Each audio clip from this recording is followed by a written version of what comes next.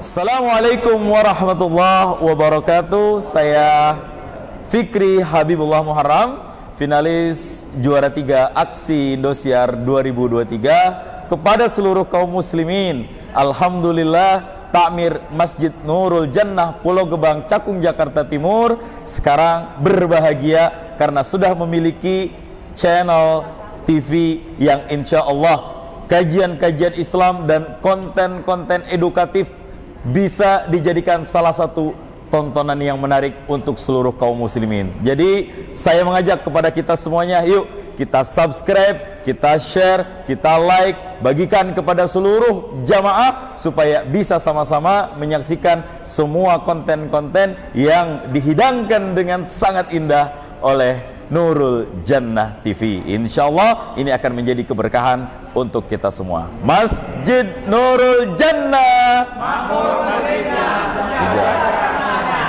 Assalamualaikum warahmatullahi wabarakatuh.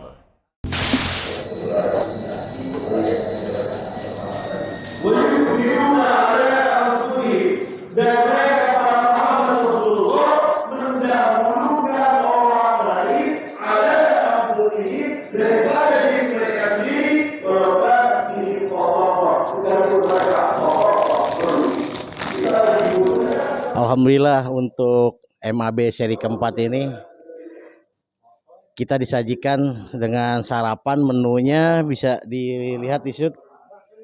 Ini ada lontong laksa plus semur daging Betawi. Nah, ini kita dibantu sama pemuda-pemuda Akafi nih. Ada Pak Roni, Pak Eka, sama Mas Dimas. Ini contoh teladan. Insya Allah berkah buat semuanya. Amin. Yang makan enak, yang nyidangin juga dapat keberkahan.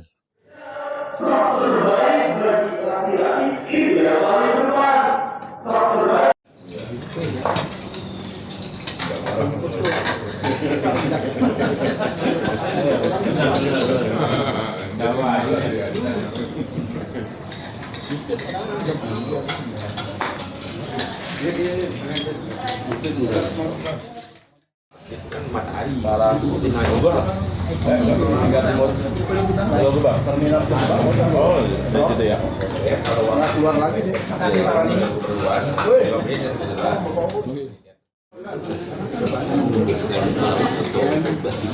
Oh iya.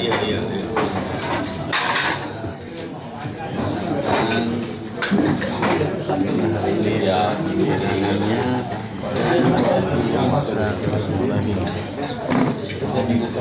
baru mulai.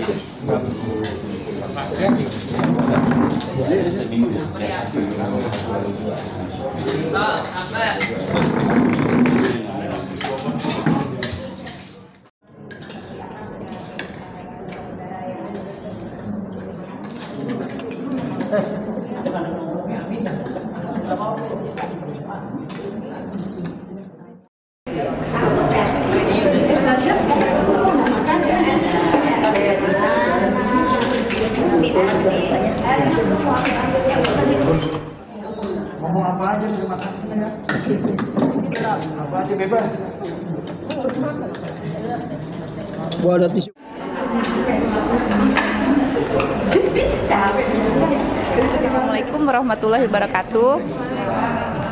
Majelis Ahad Bahagia ini acaranya alhamdulillah bagus, terus banyak ilmu yang bisa kita dapat, ceramahnya bagus, nambah ilmu, dan juga habis itu kita bisa makan bersama, jadi bisa lebih akrab dengan saudara-saudara yang ada di sini.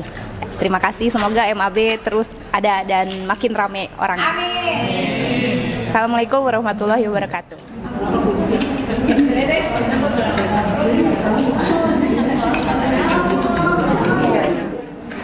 Alhamdulillah berjalan lancar, makanannya enak.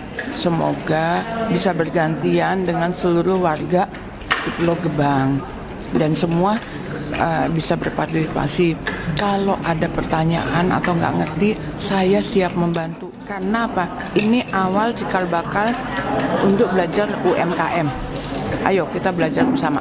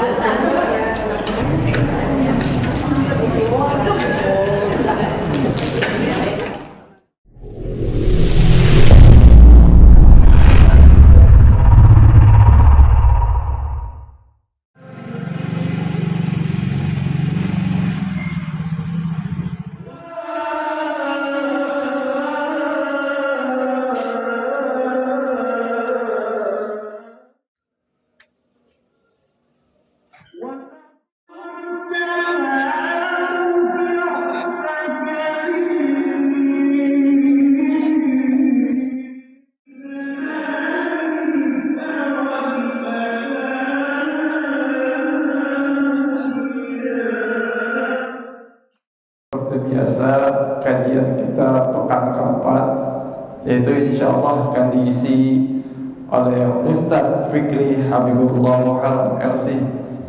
Alhamdulillah, beliau adalah juara aksi Indosiar pada tahun 2023 ini. Insya Allah beliau akan menyampaikan dengan tema kunci cara memahami Islam lewat Sirah Nabawi. Adapun setelah kajian pada hari ini, yaitu kita akan lakukan namanya tanya jawab, kemudian salat subuh, dan insya Allah disediakan hidangan yaitu lontong laksa semur Betawi. Jadi marilah kita dengarkan kajian Ustaz Fikri. Waktu dan tempat kami persilakan. Sallallahu ala Muhammad. Allahumma salli wa sallim wa barik alaihi. Assalamualaikum warahmatullahi wabarakatuh. Belum makan ya Pak? Mas Ahmad, ini kita dari Bogor ini Pak, nyetir ini dari jam 3. Semangat Mas ini. Assalamualaikum warahmatullahi wabarakatuh. Alhamdulillah, wassalatu wassalamu ala rasulillah wa ala alihi wa sahbihi wa mawalah. Amma ba'du, qala Allah ta'ala fil Qur'anil Karim, fahuwa asdaqul qailin, a'udhu billahi minasyaitanir rajim. Bismillahirrahmanirrahim. Inna a'tainakal kautsar fasalli li rabbika wanhar inna syani'aka huwal abtar. Wa qala Rasulullah sallallahu alaihi wasallam fi hadithin innamal a'mal binniyat wa innama likulli imri'in ma nawa. Faman kanat hijratuhu ila Allah wa rasulih fa hijratuhu ila Allah wa rasulih. Faman kanat hijratuha lidunya yusibuha fa hijratuhu ila ma hajara ilaih. Sadaqallahul azim wa sadaqa rasuluhul karim wa nahnu ala dzalika minasyahidin al-aminin. Yang saya hormati seluruh jamaah Masjid Nurul Jannah, wabil khusus sahibul wasilah Bapak Irwan Syah, yang alhamdulillah bibarakah beliau saya bisa bersilaturahmi di sini. Wabil khusus yang saya hormati Rais Ta'mir Masjid Nurul Jannah Ustaz Tajuddin dan seluruh pengurus jamaah, mudah-mudahan sebagaimana Allah kumpulkan kita di sini, kita juga akan berkumpul di surga Allah Subhanahu wa taala. Amin. Dan pada pagi yang berbahagia ini, ya mungkin tadi sudah dijelaskan tentang Indosiar ini itu mah di aksinya ya Pak ya, bukan di sinetron. Kalau di sinetron ntar jadi tontonan emak-emak jam 1 siang. Ntar ditanya Ustaz jadi apa? Jadi artis sinetron azab ya? Bukan. Kalau yang di sinetron azab mah sadis, ntar kuburannya mental ke atas gitu ya. Enggak ya seperti itu. Ya alhamdulillah kemarin barangkali ada bapak-bapak jamaah orang tua saya di sini yang kalau sahur suka nonton aksi Indosiar. Peserta dari Bogor yang kalau tampil biasanya megang tongkat baik. Kalau di TV mah ada sih tongkatnya di sono, cuma saya nggak bawa, takut terbang di sini. Ya, ada, saya tinggal di mobil. Ya alhamdulillah kemarin iseng-iseng sih itu mah daftar, lolos mah 3.500 orang yang daftar. Yang dipilih cuma 24 itu yang masuk TV. Dari 24 masuk tiap malam ada yang tereliminasi sampai dapat juara 3. Alhamdulillah wa syukrulillah. Dan itu bagi saya cuma untuk batu loncatan dalam berdakwah. Pada hakikatnya ya seperti ini sering, dan saya juga punya majelis untuk kajian kitab kuning, dan itu saya YouTubekan. Nanti jamaah yang ingin lihat kajian kitab Fathul Qorib nanti mangga dicek di akun IG, TikTok, dan juga YouTube saya Fikri Habibullah Muharram dengan nama asli saya. Itu sedikit prolog dari saya, dan kita kontraknya ini sampai jam syuruk ya. Alhamdulillah, ini yang paling saya seneng nih. Jadi untuk mukaddimah sebelum masuk ke materi, saya jadi teringat ketika pembawa acara guru kita bersama tadi menjelaskan bahwa taklim kita ini sampai syuruk. Dan yang saya senang ini jamaah di sini masya Allah banyak. Ya walaupun nggak seluas, tapi ini luar biasa Pak dibanding tempat-tempat yang lainnya. Karena waktu subuh ini, apalagi sekarang ini waktu-waktu yang orang-orang pada males. Kenapa? Dari jam 2 orang udah pada begadang. Inter dan City. Iya, saya fans Real Madrid, udah kalah duluan Pak, ngeselin. Wah, City menang Pak Ustadz, pada ngupload tadi di Instagram. Pak Ustadz, City Pak Ustadz, City mana? Manchester City. Oh ngapa? Menang, skor 1-0, treble, Pep Guardiola. Wah, hafal semuanya. Sekarang tidur. Itulah berkahnya waktu subuh. Dalam riwayat Imam At-Tirmidzi, Nabi Muhammad SAW bersabda, nih punten bapak-bapak di sini barangkali ada yang udah pernah haji, ada yang udah pernah umroh, bagus Pak. Ada yang belum diberikan rezeki untuk haji, ada yang belum diberikan rezeki untuk umroh. Tapi ada orang-orang yang tidak pernah haji, tidak pernah umroh, tapi dia dapat pahalanya. Bahkan yang haji dan umroh pun kadang-kadang belum tentu mendapatkannya. Di mana pahalanya? Di waktu ini, di momen seperti ini. Siapa yang menyampaikan ini? Rasulullah SAW. Dalam sebuah riwayat Imam At-Tirmidzi, Nabi bersabda, "Man shallal fajra." Dalam riwayat yang lain, "Man shallas subha." Jadi saya jadi teringat tadi sini. Barang siapa yang sholat subuh, nih kita udah nih, fi jama'atin, dalam jamaah, maksudnya sholat subuh berjamaah, ya. Summa jalasa yadhkurullah, kemudian duduk dan dia berzikir kepada Allah hatta tatlu asyam, sampai dengan terbit matahari syuruk. Falahu ajru kahajji falahu ajru umratin wa hajjin taman, maka dia akan mendapatkan pahala seperti pahala haji dan pahala umrah, sempurna, dan sempurna. Masya Allah. Ini hadisnya riwayat Imam Tirmidzi, nanti Bapak bisa cek di Google aja kalau nggak percaya. Barangkali saya ngaji di pesantren hadis, jadi saya dulu belajar mondok di Aceh 5 tahun. Kalau ada orang Aceh di sini saya bisa bahasa Aceh. Terus di Darussunnah bersama guru Imam Besar Istiqlal, beliau Kiai Ali Mustafa Yaqub almarhum. 4 tahun saya belajar sama beliau di pesantren Darussunnah. Buya Rozi kalau sering mendengar kajian tuh beliau guru saya waktu itu, cuma sebelum beliau viral ya. Dan kami di Darussunnah itu mengamalkan banget hadis ini. Jadi syarat yang pertama, man shallas subha dulu nih, kalau pengen naik haji sekarang nih, barang siapa yang sholat subuh, satunya ini dulu. Yang gak sholat subuh udah jangan nanya dah. Man shallas subha, barang siapa yang sholat subuh fi jama'atin, yang kedua berjamaah, sholat subuh terus berjamaah. Nah ini kita semuanya ini alhamdulillah sholat subuh berjamaah, dan saya pun diminta jadi imam. Sebenarnya saya tidak berhak untuk menjadi imam, karena nggak boleh Pak untuk maju jadi imam kalau tidak diizinkan oleh jamaah. Tapi karena tadi diminta, Pak Ustadz silahkan Pak Ustadz yang jadi imam, diminta ya. Saya tanya juga, di sini ada kunut atau tidak? Oh silakan Pak Ustadz, ada, boleh, nggak apa-apa. Ya saya kunut. Kalau nggak, saya nggak kunut. Nah, itu adabnya begitu. Nggak boleh. Hatta dia kiai, Ustadz, Habib, ujuk-ujuk langsung masuk jadi imam, haram hukumnya. Walau dia hafiz, walau dia jago Al-Quran. Kenapa? Ridho jamaah. Asas demokrasi itu dari jamaah udah ada. Ya. Salat subuh pertama, yang kedua berjamaah. Nih kita udah nih.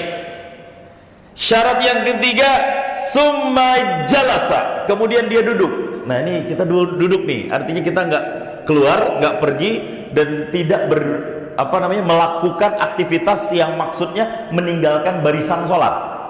Saya yakin semua di sini dari mulai iktikaf tadi, tapi iktikafnya di masjid kan ya Pak ya? Tadi udah dimulai dari, bukan iktikaf di SCTV. Iktikafnya bukan di depan Real Madrid semuanya nih, atau di Manchester City. Ini iktikaf di masjid semua, duduk nih, kita semua duduk nih ya. Duduk dalam arti bukan berarti yang diri gak dapat, enggak. Duduk dalam arti dia tidak keluar dari tempat ini untuk meninggalkan masjid ini. Duduknya ngapain? Diam aja kah? Bengong? Oh enggak. Summa jalasa, kemudian dia duduk, yadhkurullah, di hal itu Pak kalau dalam ilmu nahu, dalam keadaan berzikir kepada Allah Subhanahu wa taala. Nah, zikir Pak. Pak Ustadz, ini kan kita ngaji. Kata siapa ini bukan zikir? Ini tuh zikir yang sesungguhnya. Buat apa kita berzikir tapi kita nggak tahu artinya? Beda antara zikir dan ngaji Al-Qur'an tuh di situ Pak. Kalau baca Al-Qur'an kita tidak tahu artinya, Allah kasih pahala. Minimal 2 pahala. Kalau ngerti diamalin, dia itu dicatat ma'as safaratil kiramil bararah. Itu kalau kita baca Al-Quran dan tidak tahu artinya. Tapi berzikir, kalau kita tidak tahu artinya dan tidak tahu bahwa yang kita baca itu adalah zikir, maka itu akan dianggap omongan biasa. Jadi pentingnya zikir, makanya sebagiannya dengan thariqah, dengan guru, dengan musyrif, dengan ustadz, itu tujuannya di situ supaya zikirnya terbimbing. Jangan sampai nanti dia baca tapi dia nggak tahu artinya, ternyata bukan zikir, ternyata mantra-mantra yang tidak baik. Nah, ini yang disalahkan. Pentingnya ngaji itu di situ. Nah, kita berzikir tapi dalam momen menuntut ilmu, karena yang dibahas di sini adalah mengingat Allah. Zikir itu artinya apa sih? Zikrun, mengingat. Segala aktivitas, segala kegiatan yang pada hasil akhirnya membawa dan membuat kita ingat kepada Allah Subhanahu wa taala, itu zikir. Termasuk ngaji, nuntut ilmu seperti ini. Ini juga bagian daripada berzikir. Sama aja, bahkan lebih baik Pak, zikir kayak gini nih. Ini bahkan lebih baik daripada sholat. Pernah ada cerita kan Pak, nanti sebelum masuk ke tema ini, masih muqaddimah ini ya, masih pemanasan Pak ini. Ini berkahnya zikir dan ngaji, nuntut ilmu kayak gini Pak. Imam Syafi'i, ibu-ibu kenal Imam Syafi'i? Tahu akun Instagramnya apa, akun TikToknya apa? Ada Pak Ustadz, itu yang di kampung Pulau Gebang sebelah, bukan yang Syafi'i itu. Imam Syafi'i, mayoritas masyarakat Indonesia kita fikihnya dengan fikih madhab Imam Syafi'i. Imam Syafi'i punya murid namanya Imam Ahmad bin Hanbal. Imam Ahmad ini seorang ulama yang hafal 1 juta hadis dan wara' hafiz dan punya madhab Hambali. Imam Ahmad berguru dengan Imam Syafi'i. Jadi ini silah antara guru dan murid. Imam Ahmad punya seorang anak perempuan, cerdas, pinter, kepoan lagi. Dijelaskan, nak, sini. Nanti guru Abi akan datang ke sini. Siapa? Imam Syafi'i, Muhammad ibn Idris Asy-Syafi'i. Dijelasin tuh, beliau ini nasirus sunnah, beliau ini hafiz Quran, setiap hari hatam Quran 1 kali setiap hari. Nah, bapak berapa kali Pak? Kalau bulan puasa hatam 2 kali, sebulan 60 kali. Imam Syafi'i. Makannya dibagi 3, setengah waktunya itu dibagi 3 untuk ilmu, untuk ibadah, untuk zikir, untuk sholat. Gimana cara bacanya nggak tahu dah tuh, gimana bisa menghatamkan Quran. Dan beliau itu kalau udah baca sekali, keingetan gak lupa-lupa. Jadi gak usah ngapal Bismillahirrahmanirrahim, wa itabawwa darul ladzi wal iman. Enggak, udah Imam Syafi'i baca set, kayak di kamera langsung matanya. Itu Imam Syafi'i cerdasnya luar biasa.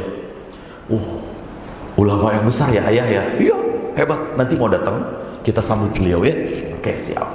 Akhirnya Imam Syafi'i datang disuguhi makanan oleh Imam Ahmad Pak. Disuguhi makanan. Putrinya Imam Ahmad ya mungkin masih dalam masa belajar, masa-masa belajar. Pertama ngelihat kepo, gimana sih ini ulama besar, pengen tahu nih gitu kan. Akhirnya Imam Syafi'i makan. Di bayangan putrinya, makannya ulama tuh pelan-pelan, santai. Ternyata Imam Syafi'i makan lahap banget, kagak pakai rem. Dilihatin sama putrinya. Nggak, tapi ya udah diem aja, tapi gitu diem aja udah. Lahap amat ya, makannya udahlah biarin dicuekin. Udah tuh. Udah itu disiapkan tempat istirahat, tidur. Disiapkan tempat tidur. Di dalam bayangan anaknya Imam Ahmad, berapa rakaat sholat malamnya, apa bacaannya. Karena rumahnya bukan rumah yang seperti ini tertutup, tapi ada bolong-bolong, jadi bisa diintip sama putrinya. Intip, pengen tahu berapa rakaat Imam, dilihat dari tembok. Ternyata Pak, semalaman suntuk Imam Syafi'i gogoleran doang sambil ongkang-ongkang kaki, ngek. Lah, ini kok gak sholat-sholat nih ya? Katanya ulama, katanya orang alim, katanya imam madhab, kok cuma gogoleran doang. Dari waktu malam ditunggu-tunggu sampai subuh, enggak 1 rakaat pun sholat tuh Imam Syafi'i. Elokan bener ulama kayak gini. Begitu pikirannya. Allahu Akbar, Allahu Akbar. Masuk waktu subuh, Imam Syafi'i langsung sholat, kagak pakai wudu. Dilihatin lagi, Orang sholat macam apa ini? Kan ada hadis, la yaqbalullahu salatan bighairi tahurin, riwayat Imam At-Tirmidzi. Allah nggak menerima sholat dengan tanpa bersuci, dan Allah tidak akan menerima sedekah yang didapatkan dari hasil yang batil, korupsi dan lain sebagainya. Tuh hadisnya seperti itu. Kok sholat nggak pakai wudu? Nah, akhirnya paginya ditanyain sama Imam Ahmad, ayah, punten nih mayahnya, maaf, kenapa? Sini nggak enak, jangan di sono kedengeran. Ada apa? Jadi gini ya, ceritain tuh semua. Saya ini bener ulama ya. Memang yang kamu ragunya di mana? Pertama, makan kok kayak begitu, nggak enak atau malu. Kita kan sebagai ulama harusnya bisa lah ngerem sedikit. Itu mahal lahap banget, kayak bukan ustadz. Terus yang kedua, masa ya semalam gak sholat, tahu gak sholat malam, tiduran semalaman. Yang lebih anehnya lagi ya, langsung sholat gak pakai wudhu. Oh, ya Ahmad sih udah tahu jawabannya. Cuma sini nak, kita tanyakan saja yuk sama beliau langsung. Nah ditanya tuh, ayo ditanya, wahai Imam, kata Imam Ahmad, nih anak saya nanya apa? Dijelasin, ini. Oh, ya. Pertama dijelasin tuh soal makan. Saya termasuk orang yang paling sangat wara dalam urusan makanan. Saya sangat memperhatikan halal dan haramnya semua makanan yang saya makan di tempat yang lain. Tapi di tempat ayahmu nak, saya tahu betul bahwa ayahmu adalah orang yang sangat tahu mana halal dan haram, dan orang yang sangat zuhud, dan tidak akan ada satu makanan pun yang didapatkan dengan cara yang haram. Dan saya niatkan semua makanan ini adalah sebagai obat, karena ta'amus sholihin syifa. Makanan yang disuguhi oleh orang-orang yang saleh itu adalah obat. Jadi aku makan ini nak, itu bukan makan hakikatnya aku sedang makan mengkonsumsi obat dari ayahmu, orang yang sangat zuhud, orang yang sangat wara, orang yang sangat tasawuf, orang yang sangat alim. Itu kenapa aku makan lahap, karena aku tidak ragu sedikit pun halal dan haramnya makanan ini. Oh iya. Di tempat lain gak begitu, boro-boro. Terus yang kedua, ketika saya tidur, Allah bukakan di benak saya satu hadis Nabi Shallallahu Alaihi Wasallam. Bunyi hadisnya cuma simpel pak. Nabi lewat di depan bocah, nama bocahnya Abu Umair. Disapa sama Nabi, nyandain bocah kecil Nabi. Ya Abu Umair, hei Abu Umair, ma fa'alan Nughair, apa yang dilakukan oleh burungmu Nughair? Ada burung dinamain Nughair. Ditanyain sama Nabi, Umar, itu si Nughair gimana kabarnya, bahasa kitanya mah gitu. Dijawab sama Nughair, dijawab sama bocah itu cuma dua kata, qad mata, udah mati Nabi burungnya. Udah, hadisnya di situ doang. Seakan-akan kalau kita baca dengan tanpa fikih hadisnya, seakan-akan kita akan lihat, ini mah hadis cuma nyapa-nyapa gitu doang. Tapi Imam Syafi'i berhasil memecahkan 70 masalah dari hadis tersebut. Di antaranya diperbolehkan seorang anak untuk diberikan kunyah. Kunyah itu kata-kata yang awalannya ada abu untuk laki-laki dan ummu untuk perempuan. Aisyah Ummul Mukminin, Ibn Quhafa, Abu Bakar. Di sini ada yang pakai abu-abu, Abu Janda. Itu boleh. Abu itu artinya bapak, ummu itu ibu. Ini bocah namanya Nughair, masih kecil, belum nikah, belum jadi bapak, kok udah dinamain abu? Boleh nggak? Boleh dalam agama Islam. Itu jadi hukum. Imam Syafi'i memecahkan semua hukum itu. Dan dijelaskan tuh sama putrinya Imam Ahmad.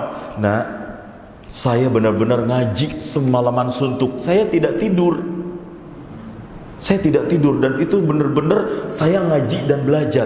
Dan buat saya, belajar menuntut ilmu dengan ilmu fikih ini yang kemudian bisa memberikan manfaat untuk orang-orang banyak, itu jauh lebih baik daripada sholat malam ribuan rakaat. Karena apa? Sholat manfaatnya untuk diri saya sendiri. Tapi ketika saya bisa mengijtihad satu ilmu yang manfaatnya buat kaum muslimin, itu pahalanya jauh lebih besar lagi. Yang ketiga, kenapa saya sholat langsung nggak pakai wudhu? Karena saya nggak batal. Dari isya wudhunya. udah ada wudhu dan saya tidur dan saya udah langsung sholat, emang gak batal? Makanya kalau kita ngaji di fikih, tidur itu membatalkan wudhu, tapi tidurnya yang seperti apa dulu? Tidur yang tidak tamakun, tidur yang goyang-goyang. Kalau tidurnya tetap gini, duduk, mohon maaf ya, aliyah ya, saya nggak tahu bahasa yang sopannya apa, anus atau lubang untuk keluar feses seseorang, pantatnya tertutup rapat, itu nggak membatalkan. Cuma jangan goyang tidurnya, begini tetap. Tapi kalau udah begini dikit, nah itu udah batal. Wudu lagi. Itu dalam mazhab Imam Syafi'i seperti itu. Karena apa? Bisa jadi ketika goyang gini, set, keluar kentut. Kaidahnya, mata kalau terbuka, bawah tertutup. Ini kayak kita sekarang, mata lagi terbuka, bawah kita ketutup, Pak. Tapi kalau mata tertutup, bawah kebuka. Yang udah nikah pasti akan terasa setiap malam ada nyanyian irama brat brat brot. Ya. Nah itu emang kaidahnya seperti itu. Kan kagak kentut, tapi ada mazinnah atau potensi. Seseorang keluar, kalau bahasa kerennya itu flatus kentut.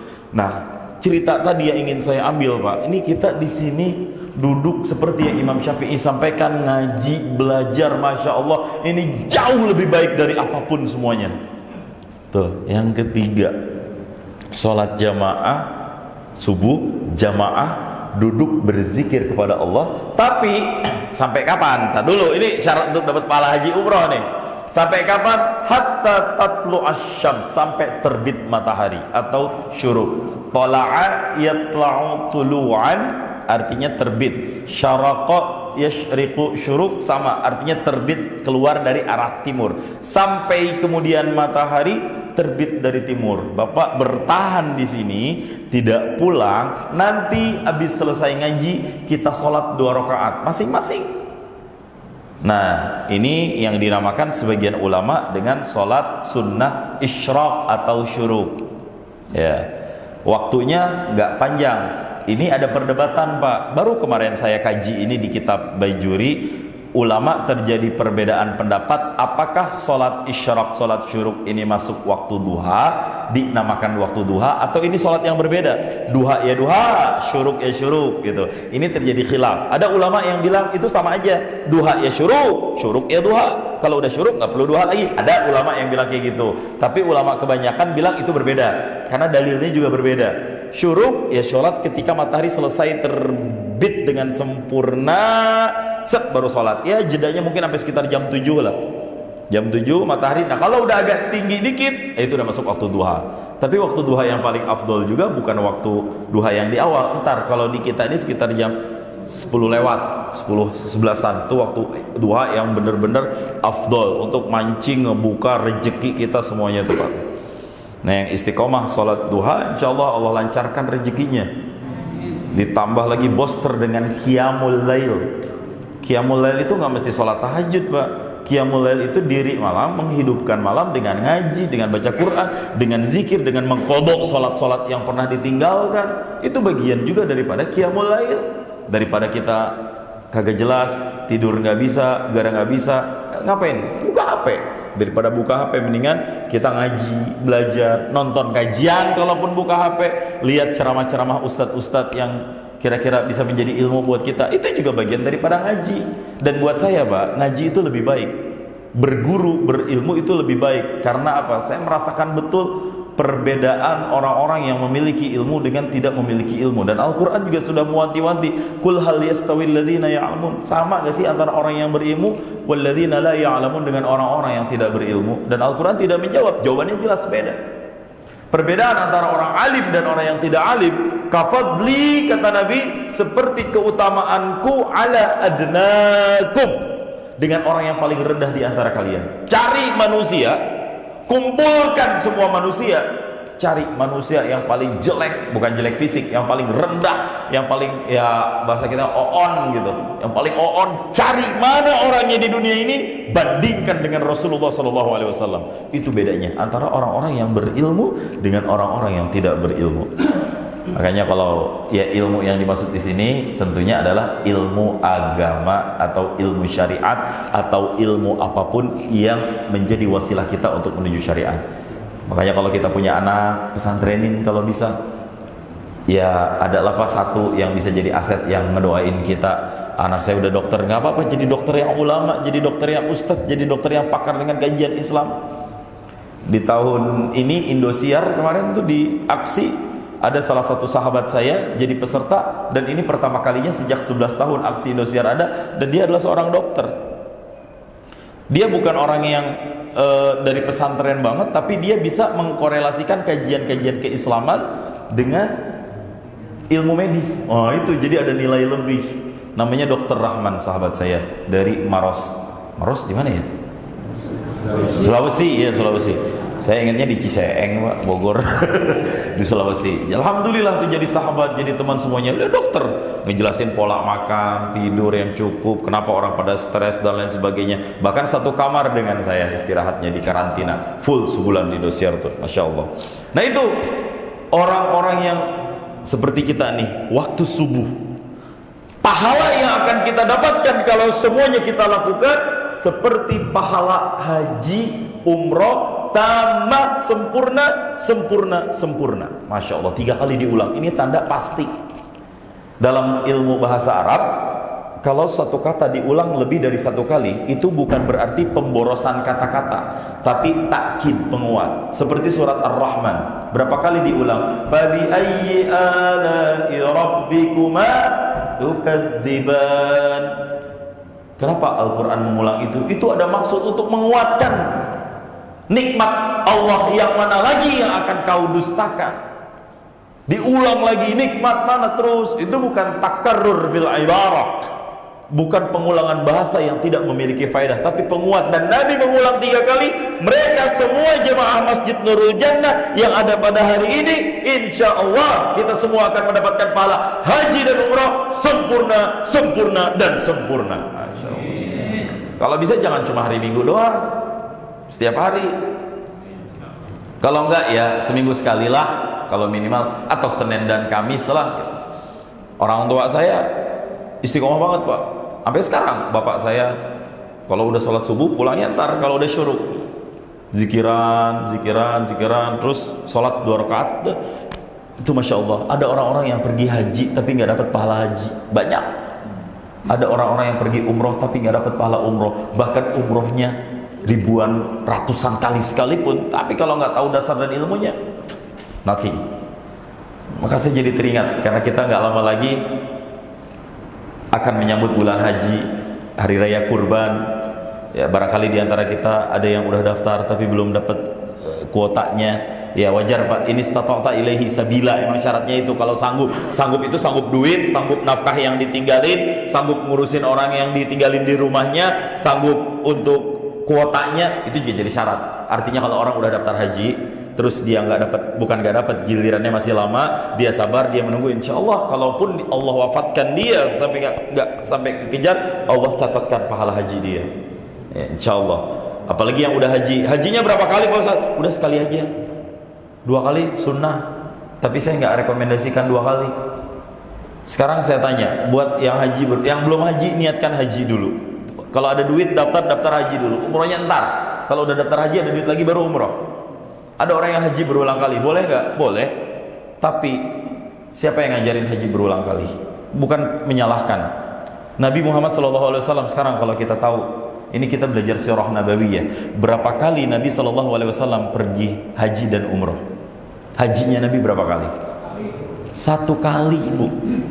Dari sejak syariat diturunkan haji, Pak, sampai dengan Nabi wafat, sekurang-kurangnya Nabi itu bisa haji 3 kali. Karena hajinya Nabi yang sekali, yang pertama sekaligus yang terakhir itu 2 bulan setelahnya beliau SAW wafat. Makanya disebut dengan haji wada. Apa arti wada? Goodbye. Bahasa Inggrisnya goodbye, perpisahan. Haji selamat tinggal, ucapan seakan-akan itu adalah akhir dari kehidupan Nabi SAW. Setelah ini mungkin kalian tidak akan bertemu lagi seperti ini. Yang tahu itu hanya Abu Bakar As-Siddiq. Makanya ketika Nabi khutbah wada, beliau nangis sendirian, yang lain senang. Tapi ketika Nabi wafat, yang lain pada nangis. Abu Bakar justru yang menenangkan mereka semua yang nangis, termasuk Umar bin Khattab. Ya. Nabi hajinya ternyata cuma 1 kali doang. Itu pun Nabi SAW bisa sampai 3 kali haji, tapi kenapa Nabi tidak lakukan itu? Itu satu. Sekarang kita geser ke umroh. Berapa kali Nabi SAW umroh? Ibu-ibu ada yang tahu? Siapa nama yang masuk Got Talent kemarin, Bu? Yang nggak bisa ngelihat? Putri udah tahu semuanya. Nah ini sirah nih ya, sejarah Nabi. Ya, tahu dah kalau Got Talent ya. Saya juga kemarin masuk Pak ke Got, nggak ada yang nolong gue. Ya, berapa kali Nabi SAW umroh?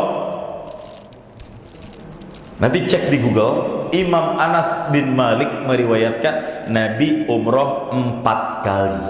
Tapi yang 1 kalinya ini gagal. Jadi beliau umroh 3 kali. Umroh yang pertama terjadi di bulan Zulqa'dah ini harusnya. Cuma begitu sampai di satu daerah yang bernama Hudaybiyah, dihalang oleh orang Quraisy. Stop! Gak boleh kalian masuk kota Mekah. Kenapa? Kan kita kan gak ngajak perang. Tetap gak boleh. Kenapa? Emangnya kan Mekah kan kota kita dulunya. Sekarang kita udah pada hijrah ke Madinah. Itu kan kampung halaman kita. Itu kan tanah air kita. Enggak boleh.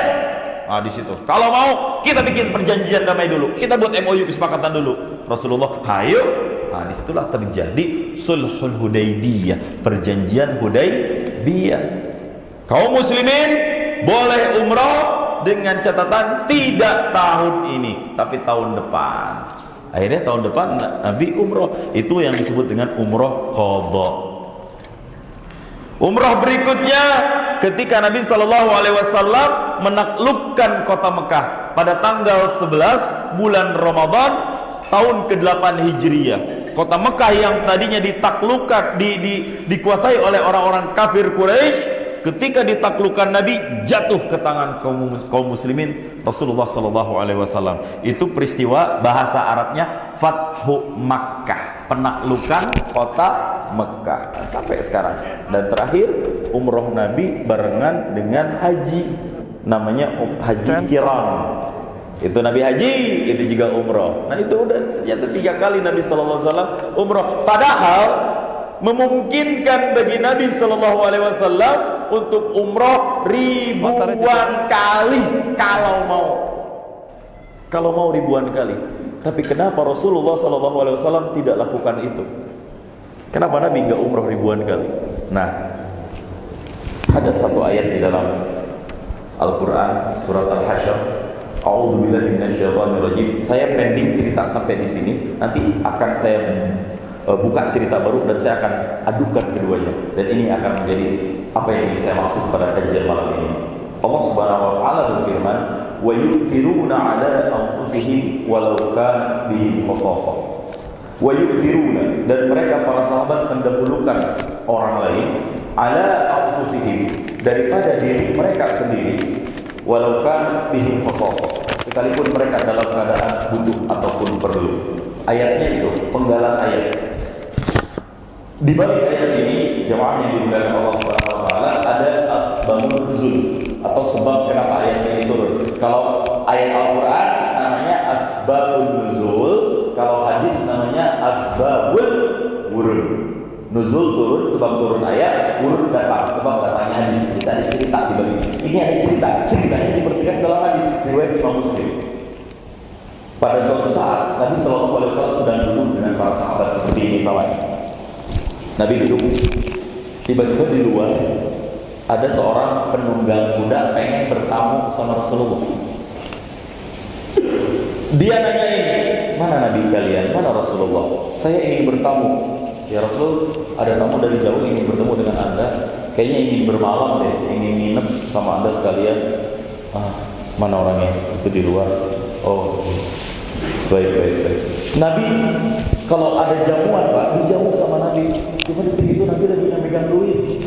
Bahasa kita ini rekeningnya lagi nol, saldo kosong, bingung. Dan Nabi melemparkan ke para sahabat, sahabat-sahabatku, ada nggak yang ingin menyambut tamuku yang satu ini? Nah, para sahabat juga paham kalau Nabi ngelemparin, nawarin ke yang lain, itu tandanya Nabi lagi nggak punya. Nabi itu nggak pelit Pak. Kita datang ke Nabi hari ini minta, besok minta lagi, dikasih sama Nabi. Walaupun Nabi tahu meminta itu tidak baik, meminta itu tidak boleh kalau untuk tujuan mengemis-ngemis, tapi Rasulullah tidak pernah menghardik mereka yang datang meminta. Sampai ada di dalam hadis, falan addakhirahu ankum, kalau ada yang baik-baik dari saya yang punya dan kalian minta, nggak bakal saya simpen-simpen, saya tutup-tutup buat kalian semuanya. So, ambil kalau ada yang baik-baik. Tapi emang udah habis, tapi emang udah nggak ada, mau digimana lagi? Itu Rasulullah SAW akhlaknya. Ya. Minta nggak dikasih. Rasulullah tuh gini Pak, ada orang datang, ya Nabi, sorbannya bagus amat. Oh, nih, silakan bawa. Nabi kalau ngomong sorbannya bagus banget, langsung dikasihin Pak. Kalau saya datang ke depan bapak-bapak, Pak, mobilnya bagus amat Pak. Gak mungkin kan? Ini kuncinya Pak Ustadz, ini STNK-nya, ini BPKB-nya Pak Ustadz, gak mungkin. Tapi itu akhlak Rasulullah SAW. Masya Allah. Kita nggak pernah tahu bagaimana Nabi seringan itu. Nah, Rasul nggak pernah pelit.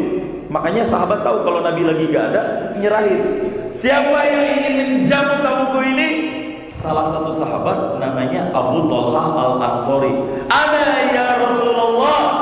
Ya Rasul, aku aja deh yang nyambut dia. Oh ya udah silakan.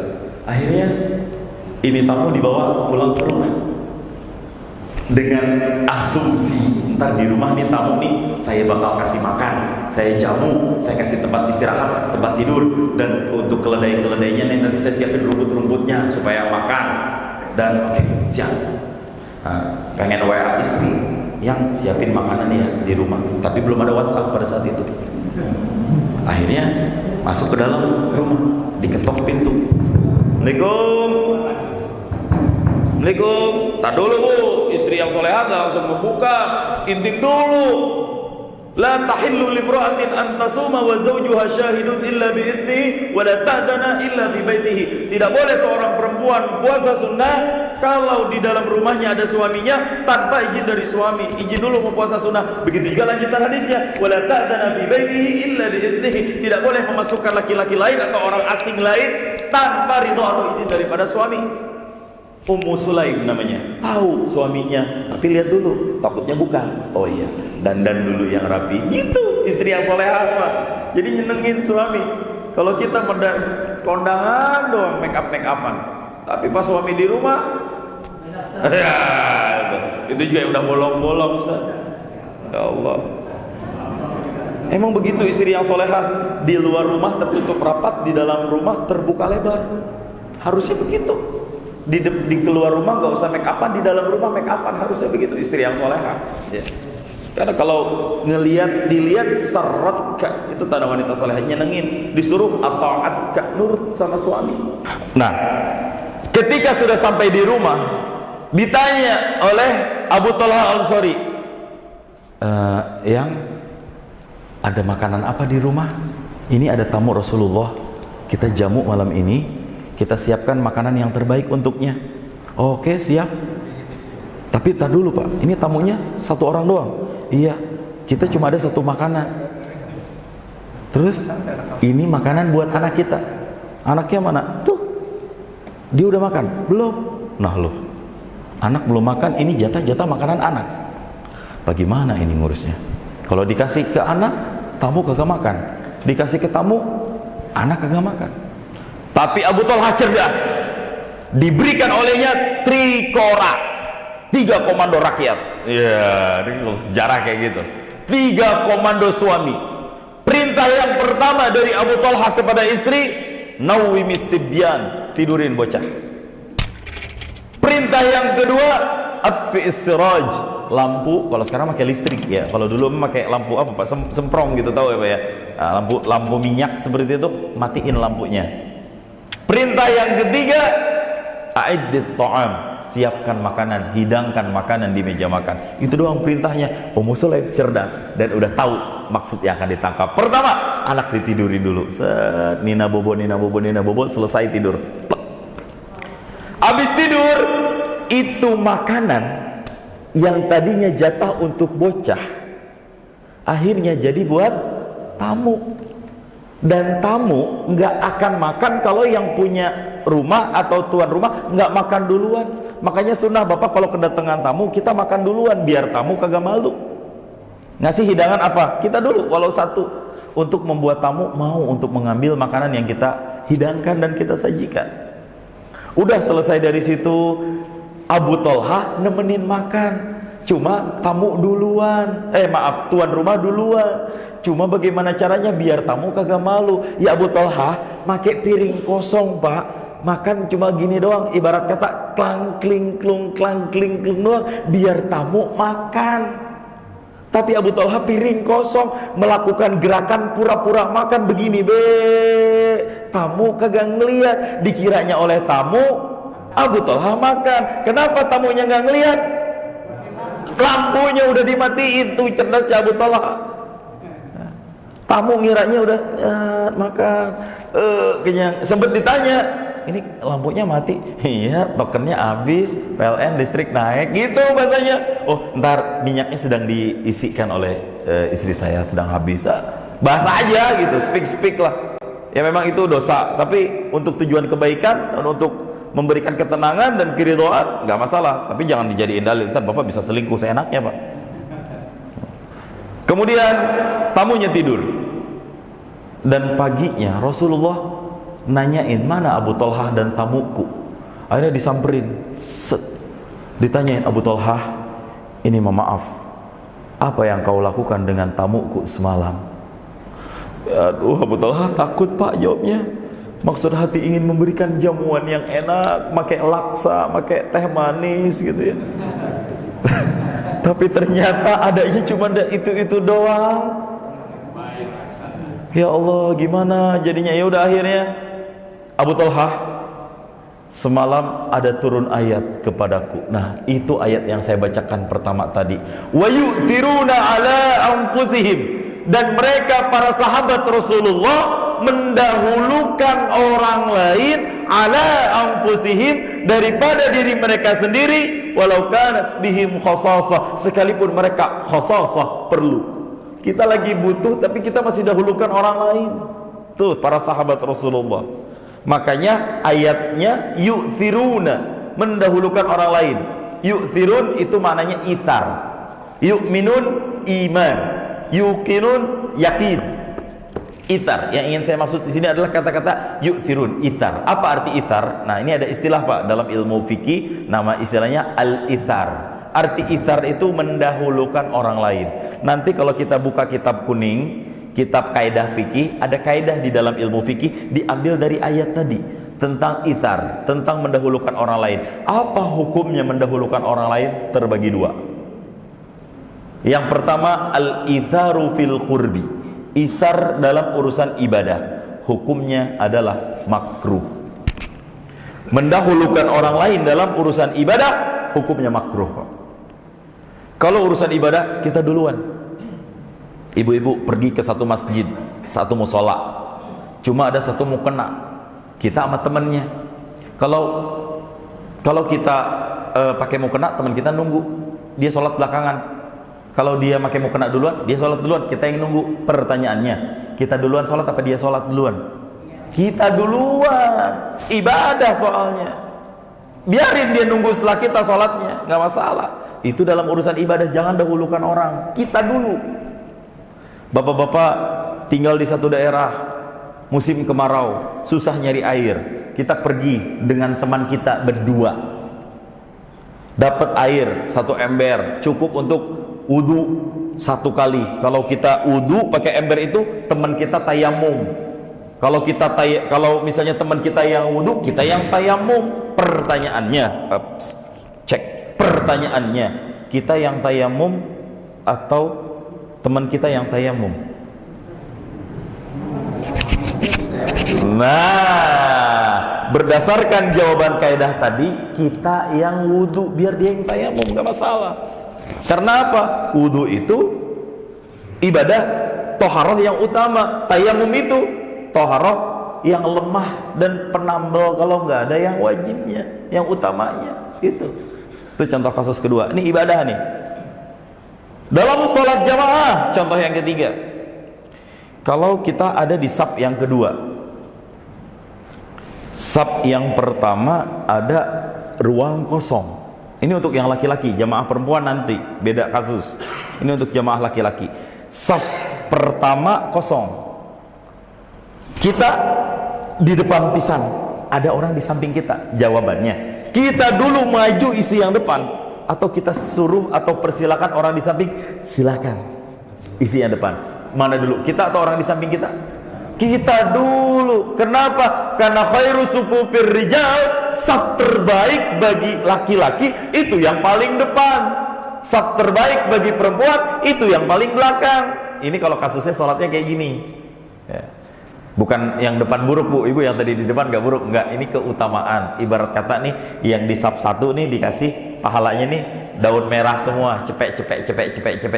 Yang tadi sholat nih dapat pahala 100.000 rupiah. Yang kedua udah turun 50.000 rupiah.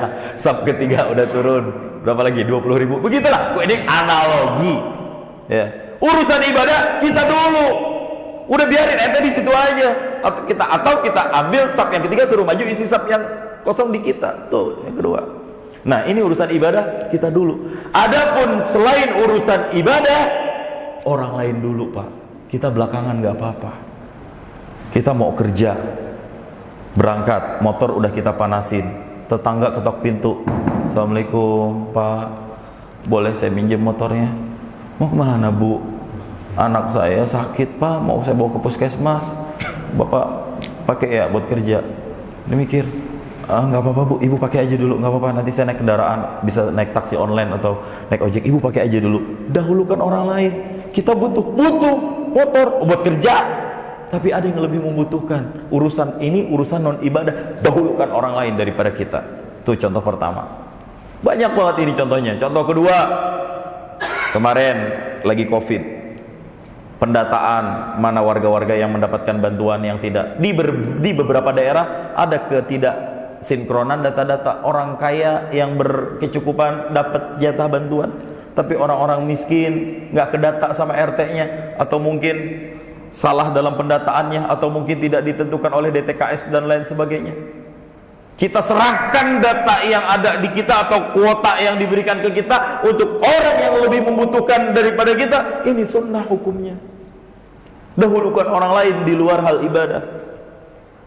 Terus, nah ini bisa kita kiaskan ya. Jadi sekarang patokannya seperti itu pak. Ini juga jadi kaidah umum, bapak bisa aplikasikan dimanapun. Tapi ada beberapa contoh yang dikecualikan, tapi tidak banyak. Intinya adalah soal ibadah kita dulu, ente ntar setelah saya. Kalau soal di luar ibadah, ente dulu, nggak apa-apa, saya ngalah belakangan. Nah, ini bisa dijadiin pelajaran buat kita. Bapak-bapak juga gitu. Ada janda cantik mau dinikahin sama yang lain atau kita dulu apa orang lain dulu pak? Mau jawab kita, takut pintu rumah dikunci ntar. Ya Allah ya Rabbi. Alhamdulillah. Berapa menit lagi? Syuruk 5:57, sekarang 5:53. Nah intinya dari semua yang saya sampaikan tadi, dari sirah dan sejarah, saya kembalikan ke perjanjian Hudaybiyah tentang haji dan umroh ya, bahwa ini semua adalah satu rangkaian syariat yang Allah ajarkan kepada kita melalui sang utusan Rasulullah sallallahu alaihi wasallam untuk memberi contoh kepada umatnya agar mau berbagi dan mendahulukan orang lain dalam urusan-urusan selain ibadah. Urusan haji kita duluan, nggak apa-apa. Orang tua kita belum, ya nggak apa-apa. Orang tua kita punya kewajiban juga, kita juga punya kewajiban. Kalau kita belum, kita duluan naik haji. Kalau kita daftar, ya nanti kan ada pertanyaan, Pak Ustaz, saya ada duit nih, pengen hajiin orang tua dulu, apa saya dulu? Saya kan pengen berbakti sama orang tua, betul. Tapi baiknya kita dulu. Kecuali kalau kita udah haji, itu baru boleh ngebadalin orang, boleh ngasih ke orang juga boleh. Nah itu kalau kita udah haji atau kita udah umroh. Tapi kalau belum, kita dulu. Nah itu, ini buat yang haji hakiki. Kalau ini mazaji, pahalanya doang. Tapi penting ini untuk disampaikan supaya apa? Supaya orang semua tahu. Poin haji kalau udah selesai haji, udah nggak usah naik haji lagi. Bukan nggak boleh pak ya. Kenapa sekarang kuota haji ini jadi makin waktu makin banyak? Itu salah satunya banyak yang orang haji berulang kali. Sementara Rasulullah hajinya cuma sekali. Pas kita tanya di sana, ente ngapain baik, ditunjukin fotonya, ini saya ada di toko ini loh, ini saya kemarin belanja di sini. Ente mau haji apa mau shopping? Ini hotel, ini Ka'bah, Masjidil Haram, antara hotel dan Masjidil Haram ini toko berjejer semuanya. Sekali ke Masjidil Haram, 2 kali ke toko, pergi ke toko, pulang ke toko. Ya habis be, udah duit. Katanya apa? Nggak enak sama tetangga, ntar kita nggak kebagian. Nah gitu akhirnya. Makanya saya selalu nyampein, kalau hajinya mabrur nggak usah bawa oleh-oleh. Nanti kalau ada yang nanya oleh-olehnya mana, mohon maaf, haji saya mabrur. Aduh, nggak sibuk sama bebelian gitu-gituan. Meskipun tidak juga seperti itu konsepnya. Tapi ya itulah, sekali aja udah cukup. Berikan kesempatan. Kalau kita punya duit lagi, kasih yang lain kesempatan untuk umroh atau untuk haji. Nih, saya bisa haji 3 kali. Lebih baik kita yang pertama, yang kedua orang tua kita kalau emang belum, atau adik kita, orang-orang terdekat kita, atau guru-guru ngaji kita yang ngajar ngaji ikro, misalnya di kampung ngajar ngaji anak-anak, nenek-nenek atau ustadz-ustadz yang nggak mampu. Kadang-kadang mereka orang ikhlas dan nggak diperhatikan oleh banyak orang. Itu waliullah, itu yang harusnya kita bantu sebenarnya. Saya ngomong kayak gini karena banyak menyaksikan guru-guru ngaji yang ikhlas luar biasa, digaji enggak, pekerjaan nggak punya, cuma ngajar ngaji ikhlas doang. Dia nggak berharap dan nggak meminta apapun barangkali, tapi kewajiban kita sebagai manusia di mana? Tuh yang kayak gitu diitarkan, didahulukan daripada kita sendiri. Umroh juga begitu. Nabi bisa umroh ribuan kali, Pak. Tapi kenapa Nabi umroh cuma 3 kali? Ngasih contoh. Banyak hal yang lebih penting untuk dilakukan dari ibadah umroh. Kenapa? Dalam ilmu fikih ada kaidah al-muta'addi khairun wa afdal minat taksir. Ibadah-ibadah sosial itu lebih utama daripada ibadah-ibadah individual. Sekali lagi, ibadah sosial lebih utama dari ibadah individual. Tuh. Nabi lebih mementingkan anak-anak yatim yang ditinggal mati oleh suami jihad syahid. Nabi lebih mikirin mereka daripada harus umroh. Lebih baik orang yatim kita peduliin. Kenapa? Orang yang pergi hajinya mabrur tidak ada balasannya ilal jannah, kecuali surga. Udah itu doang hadisnya, diksi hadisnya. Tapi orang-orang yang nyantunin anak yatim, ana wa kafilul yatim fil jannah kahataini, kata Nabi. Aku dan orang-orang yang suka nyantunin anak yatim di surga kayak begini. Maksudnya deket. Orang yang pergi haji mabrur nggak diginiin, orang yang umrohnya berkali-kali nggak diginiin. Tapi mereka yang suka nyantunin orang-orang yatim, anak-anak yatim, begini sama Nabi di surga nanti. Masya Allah. Itu ibadah sosial. Umroh mah ibadah individual, ibadah maliyah lagi. Sekarang mana lebih baik? Kita umroh berkali-kali atau kita umrohin orang yang belum umroh? Itu lebih baik umrohin. Kita nggak umroh, kita nggak capek, pahalanya juga kita dapat. Masya Allah. Ini andai semuanya berkonsep dengan konsep seperti ini, Pak, mungkin bisa mengurangi masa tunggu kuota yang ada dan mungkin bisa membalas kerinduan semua orang-orang yang ingin melihat Baitullah. Boleh Bapak kalau mau umroh, apalagi kalau kita pelaku travel. Di antara Bapak-bapak barangkali ada yang usaha travel, nggak apa-apa kalau itu emang udah pekerjaan. Tapi kalau kita punya opsi umrohnya bisa 25 kali, kita punya duit cukup untuk umroh 25 kali seumur hidup kita, ya udah kita ambil 5 kali aja atau 7 kali aja, lebihnya kita bagi-bagi ke orang lain yang butuhkan. Itu luar biasa pahalanya, Pak, ya. Nah, sirah nabawiyah seperti ini semua mengajarkan kepada kita untuk apa? Untuk mengutamakan ibadah kepada Allah Subhanahu wa taala. Jangan pilih-pilih, jangan nunggu-nunggu, jangan tunda-tunda, kita duluan. Ini lagi kurban di depan mata, berkurban, Pak. Man kana lahu si'ah, orang yang Allah berikan kemampuan, walam yudhha, tapi dia enggak mau berkurban, kata Nabi, fala yaqrabanna musallana, enggak usah dekat-dekat sama tempat salat kita. Itu ancaman. Kalau ente ngaku umat Nabi, berkurban. Inna a'tainakal kautsar, sesungguhnya kami telah memberikan kepadamu nikmat yang banyak. Ada makna yang lain, telaga kautsar. Bagaimana cara kita membalas nikmat yang Allah berikan? Fasalli li rabbika, salat untuk Tuhanmu, wanhar, dan berkurbanlah. Ya, insya Allah kurban ini akan menjadi saksi buat kita nanti di yaumil kiamah. Yang bisa berkurban, berkurban. Kalau bisa beli sapi satu, beli sapi satu. Kalau enggak, kambing. Pak Ustaz, lebih baik 7 patungan atau 1 kambingnya beli sendiri? Jawabannya lebih baik kambing sendiri. Pak Ustaz, lebih baik beli sapi 1 apa beli kambing 10 atau 7? Jawabannya lebih baik beli kambing yang banyak, supaya darahnya lebih banyak, saksinya lebih banyak, rambutnya lebih banyak, dan lain sebagainya. Dua-duanya bagus, tapi kita bicara mana yang lebih bagus. Ya. Baik, jamaah yang dimuliakan Allah Subhanahu Wa Taala, mungkin ini yang bisa saya sampaikan. Saya nggak tahu di sini ada sesi tanya jawab atau tidak, tapi mungkin nanti kalau waktunya terbatas, nanti saya diprotes habis ini. Kalau terlalu lama, kesian ibu-ibunya juga. Ya, nanti. Ini yang pertama, ini juga yang terakhir. Mudah-mudahan saya bisa silaturahmi lagi ke sini, Pak.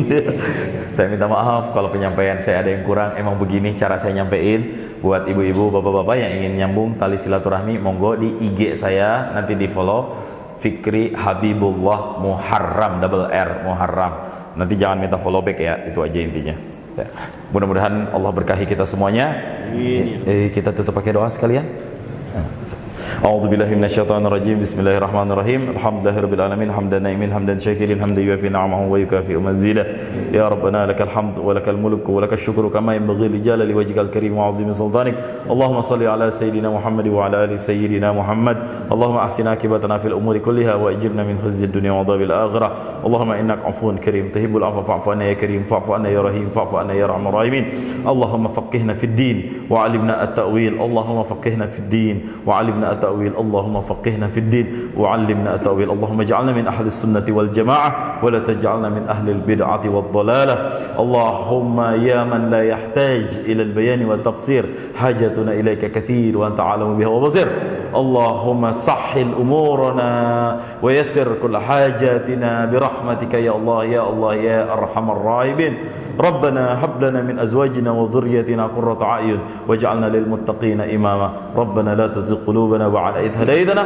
وهب لنا من لدنك رحمة إنك أنت الوهاب اللهم اجعل حجنا حجا مبرورا وعمرتنا عمرة مقبولة وسعينا سعيا مشكورا اللهم ارزقنا الحج والعمرة يا الله يا أرحم الراحمين ربنا آتنا في الدنيا حسنة وفي الآخرة حسنة وقنا عذاب النار وصلى الله على سيدنا محمد وعلى آله وصحبه وبارك وسلم فسبحان ربك رب العزة عما يصفون وسلام على المرسلين والحمد لله رب العالمين. Kita tutup dengan doa kafaratul majlis. Subhanakallahumma wa bihamdika astaghfiruka. Assalamualaikum warahmatullahi wabarakatuh.